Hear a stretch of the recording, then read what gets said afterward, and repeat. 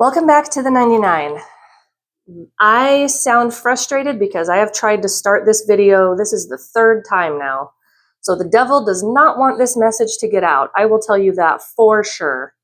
But I'm going to do it anyway because he's not in charge. So I wanted to tell you guys something because the Spirit has been nagging at me for quite a while about this. And I don't want to ignore him because then he'll stop speaking to me. And so I don't want that. And so I'm doing what I'm told, regardless of all the obstacles that are happening to prevent me from doing that. So I want to read a couple passages in the Bible before I tell you what I want to say, because a bunch of pastors and different teachers will say, like, people can have visions and dreams and stuff like that, but it has to line up with what the Bible says, right? If it doesn't line up with that, then it's very likely not a real prophecy or not a real vision. And so I'm going to read you a couple passages first before I tell you what I want to say. So the first one is Joel chapter 2, verse 28. And it says, "Then after doing all these things, I will pour out my spirit upon all people.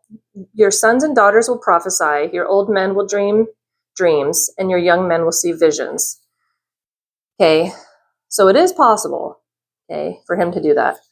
And then over in Matthew 24, I want to start at verse 4 first. It says, "And Jesus told them, 'Don't let anyone mislead you, for many will come in my name, claiming I am the Messiah. They will deceive many.'" And then down to verse 23 and 24, it says, "Then if anyone tells you, 'Look, here is the Messiah,' or 'There he is,' don't believe it. For false messiahs and false prophets will rise up and perform great signs and wonders, so as to deceive, if possible, even God's chosen ones. See, I have warned you about this ahead of time." So I had a dream. It was very detailed, about a year or two max ago. And in the dream, I was outside in this really crowded area, and everybody was looking at something. And I was like looking around, like trying to see, like, what are they looking at, right? It took me a minute to see what everybody, like, where they were looking. And I looked and I saw what seemed to me in the dream, it was very obvious. It seemed to be this very solid looking holographic projection of Jesus in the air, right? And everybody was bowing down to him and worshiping and like just thanking God that he's here and all of this stuff. And I knew that this was not real. And I remember having this feeling, like in the dream, I was feeling and thinking, like, don't they know that this is not him? Like, this is fake. This is not him. Like, don't they know that? And like in the dream, I felt absolutely nothing for this thing, because I like, my spirit knew that this is not right. This is not him. This is deception. This is not right.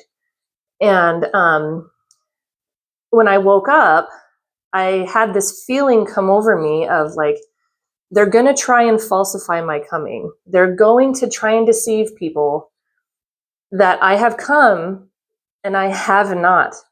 So when you see this fake projection of me, don't believe it, and warn people about this so that they don't fall for it, because it's going to look real. And with all the different drones and AI and all kinds of stuff that's been perfected and getting better, and it's really hard sometimes now when you see stuff online to distinguish what's real and what's not. And that's really scary. And if we read the Bible, especially Revelation, and we see how it's going to look, what it's going to sound like, where he's going to be when he comes back, like, we know that anything else besides that is fake. It's false. And that's why reading is so important, because then when things happen, we don't fall for it because we read what actually happens.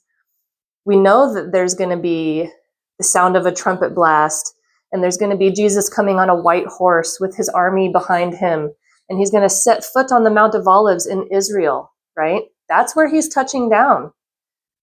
And so if anything else happens besides that, this weird all of a sudden apparition of Jesus in the air just randomly, like, that's not him. That is totally fake. And it says, false messiahs and false prophets will rise up and perform great signs and wonders so as to deceive, if possible, even God's chosen ones. Like, yeah, there's going to be people that try and falsify his coming.